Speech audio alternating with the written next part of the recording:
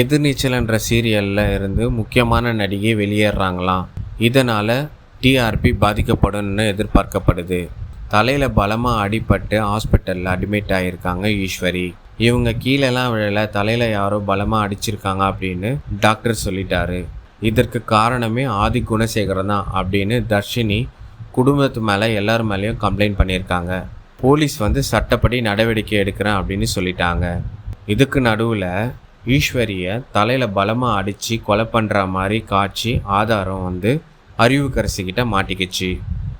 இப்படி கதை விறுவிறுப்பாக போகையில் ஈஸ்வரி என்ற கதாபாத்திரத்தில் நடிக்கும் கனிகா சீரியலிருந்து வெளியேறதாக ஒரு தகவல் வெளியாகிருக்கு. எதிர்நீச்சல் சீரியலில் 4 முக்கிய கதாபாத்திரங்கள் இருக்குது. அதில் ஒரு கதாபாத்திரம் தான் கனிகா. இவங்க தற்காலிகமாக சீரியலை விட்டு வெளியேறுவதாக ஒரு தகவல் வெளியாகிருக்கு.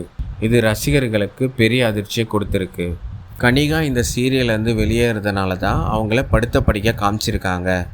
அவங்க இனிமேல் வெளியே போகிறாங்களா இல்லையான்றதை பொறுத்திருந்து பார்ப்போம்.